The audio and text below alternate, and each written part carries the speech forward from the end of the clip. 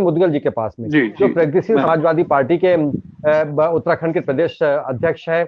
और तमाम जो है, मुझे लगता है कि सभी धर्मों का उनको बहुत अच्छा अनुभव है, ज्ञान है। और मुझे लगता है कि आज जो ये धर्मांतरण को लेकर जो भय उत्पन्न हो रहा है, कि खाली एक इस कंफ्यूजन में कि इतना बड़ा स्टेप हो गया, नन बनने जा रहे हैं वहां पे, और वो नन की जो है हेल्थ से रिलेटेड जो है सिस्टर्स के रूप में काम करेंगे, चाहे वो आगे जाके कैसे काम करेंगे, कोई जरूरी नहीं कि वो धर्म का प्रचार करेंगे वहां पे। और स्वेच्छा से वो लोग जा रहे थे, सबरों ने सर्टिफिकेट दिखाए थे, फिर भी इसको लेकर के इतना तूल दिया जाना क्या अच्छी बात है भारत में? सबसे पहले तो पांडे जी, दुबे जी, मैं ये भी परिचय करा दूं कि जो राम सेना है अपनी, मैं उसका भी प्रदेश अध्यक्ष हूँ। और बिल्कुल, जो बिल्कुल, बिल्कुल। राम सेना का अखिल भारतीय ब्राह्मण समाज है, उसका राष्ट्रीय अध्यक्ष हूँ मैं, गुरु जी के सानिध्य से। बिल्कुल, अच्छा, बिल्कुल, दूसरी बात बिल्कुल। ये है कि जो हमारा सवाल है कि धर्मांतरण का डर क्यों, सबसे पहले तो हम ये समझ लें कि धर्मांतरण जो है उसे लोग डिफाइंड ही नहीं कर पाते। धर्मांतरण किसी किताब में, किसी बाइबल में, किसी कुरान में, किसी वेद में आप मुझे बताइएगा कि धर्मांतरण क्या है। धर्म एक आस्था का नाम है, और आस्था ना खरीदी जाती ना बेची जाती। मिसाल के तौर पे हमारे यहाँ हिंदू मैथोलॉजी में इतने ज्यादा संप्रदाय हैं, इतने ज्यादा मसलक हैं। जैसे हमारा पूरा फैमिली राधा स्वामी है। राधा स्वामी, मेरी माँ, मेरी बहन, हमारी छोटी बहू, वो राधा स्वामी को मानते हैं, व्यास जी वाले गुरु जी जो है। और जो मेरी मिसिज है, वो नगली साहब वाले गुरु जी को मानती है। और मैं जो हूँ, मैं थोड़ा सा आर्य समाजी विचारधारा का हूँ। मैं निराकार ईश्वर को मानता हूँ। मैं साकार ईश्वर को, मैं जरा आस्था मेरी नहीं है, निराकार में है। तो इसका मतलब ये है कि हम एक दूसरे को मार दें कि दोनों की, सबकी विचारधारा तो अलग अलग है। तो मेरा कहने का भाव ये है कि जब हम राधा स्वामी हो सकते हैं, निरंकारी हो सकते हैं, धन सतगुरु हो सकते हैं, या उसके अलावा इतने सांप्रदाय कबीरपंथी हो सकते हैं और हो सकते हैं, अगर एक आदमी प्रभु यीशु में यकीन रखता है और वो उन्हें मानता है, तो वो माने। सेक्शन 25 जो हमारा है, 25 आर्टिकल जो है, तो वो धर्म की आजादी हमें देता है। तो उसके लिए किसी को पाबंद करना कि भाई ये अच्छा बात है, दूसरी बात पे धर्मांतर में लालच की बात पे, लालच की बात ये, आज के दौर में अगर मैं आपको अभी कहूँ कि वो क्या नाम, दुबे जी, मैं आपको 1000 रुपए दे रहा हूँ, आप मुझे प्यार कर लो, तो शायद आप मुझे 1000 रुपए लेके प्यार ना कर पावे। प्यार कोई खरीदारी या बेचने की चीज नहीं। हाँ, आपने, किसी पादरी ने आपको कहा कि आपकी बेटी को कैंसर है, मैं दुआ करता हूँ वो ठीक हो जाए, और उसका कैंसर ठीक हो गया। जैसे बाला साहब ठाकरे का मामला हुआ। बेनिन जब हिंदुस्तान आने वाले थे, तो उन्हें हिंदुस्तान में आने के लिए विरोध किया किसने? बाला साहब ठाकरे ने। उनके बेटे की बहू को कैंसर था, बाद में उन्होंने प्रेयर की, वो ठीक हो गई, तो फिर बुलाने वाले भी बाला साहब ही थे, जबकि कांग्रेस विरोध कर रही थी। तो चमत्कार को नमस्कार है। अभी देखिए कि बहन रितु हैं, अपने सुरेंद्र पटेल जी हैं, गुरु जी हैं, आचार्य जी, हम सब तो कट्टर हिंदू हैं, लेकिन उसके बावजूद भी हम मसीह समाज के कार्यक्रमों में शामिल रहे। पटेल साहब ने बाइबल सुनी बड़े सम्मान के साथ, रितु जी ने प्रेयर में शामिल हुई बड़े सम्मान के साथ।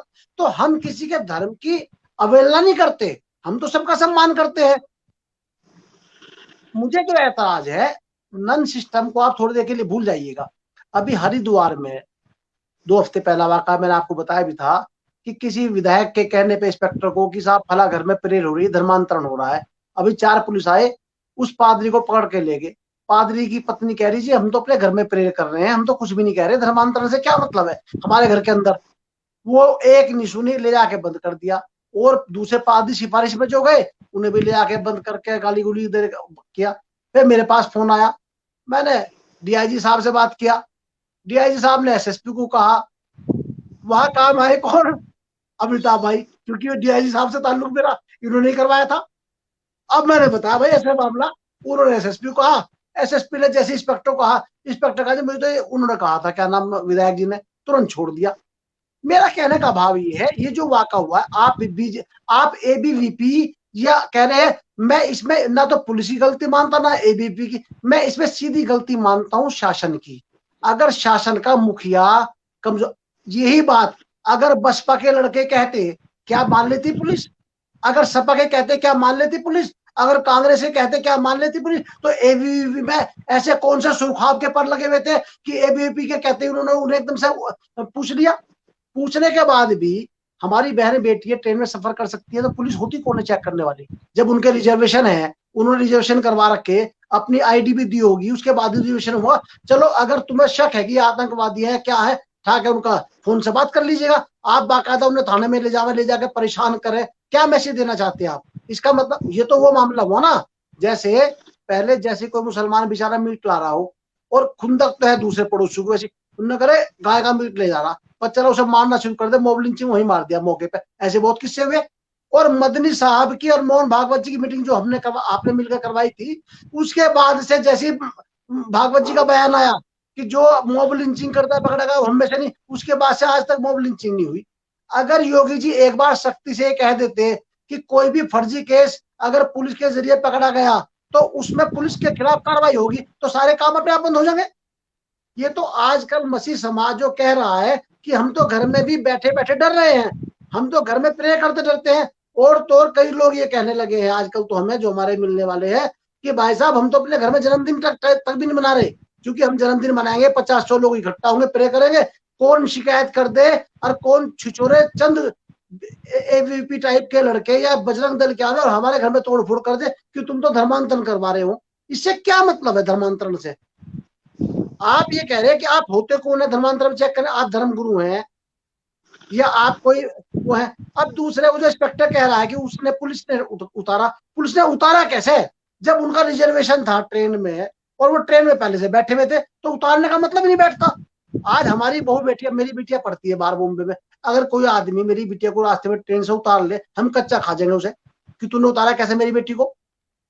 वो तो बेचारे कमजोर लोग होंगे, गरीब लोग होंगे। अच्छा, कहना अमिताभ जी का बहुत सही बात अमिताभ जी ने कही है कि ये तो केरल में चुनाव आ रहा है, उन्हें दिख रहा है कि चुनाव में तुम्हारा मामला खराब हो जाएगा, इसलिए कहीं ना कहीं संज्ञान उन्होंने अमित शाह जी ने मिल लिया, वरना वो बेचारे चिल्लाते चिल्लाते रह जाते, तो कोई नहीं पूछता। अभी 4 दिन पहले रुड़की में धनोरी एक गाँव है, धनोरी गाँव में एक पादरी बेचारा, चूंकि उनके आजकल रोजे चल रहे हैं, रोजे में 20 भी होगा, गुड फ्राइडे है, वो प्रेयर कर रहे थे, तो उस प्रेयर में उसे जाकर मारा पीटा खूब। वहां से मेरे पास फोन आया, मैंने फिर एसपी को फोन किया। तो कम से कम मैं तो भुक्तभोगी हूँ, 20 केस तो मैं देख चुका हूँ इस बात को कि लोग अपनी रंजिशें निकालते हैं।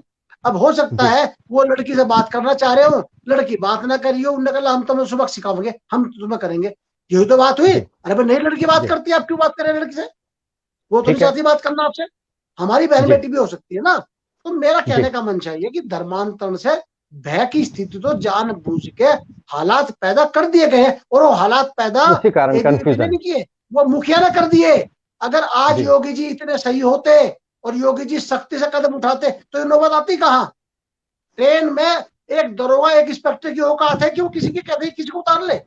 अभी मैं लखनऊ जा रहा हूँ और रास्ते में कोई शिकायत कर दे कि साहब ये तो आतंकवादी है, और चाहे पुलिस वाले उतार के मुझे वो कर ले, और कि अगली ट्रेन से जाना, क्या पता कितना जरूरी काम हो मेरा, कितनी जरूरी मीटिंग हो मेरी। अगर आपको कंफर्म करना, मेरी आईडी देख लीजिएगा, मेरे बाप को फोन कर लीजिएगा, मेरे घर फोन कर लीजिएगा, मुझे ट्रेन से उतार के थाने में बैठाने का क्या मतलब है जी।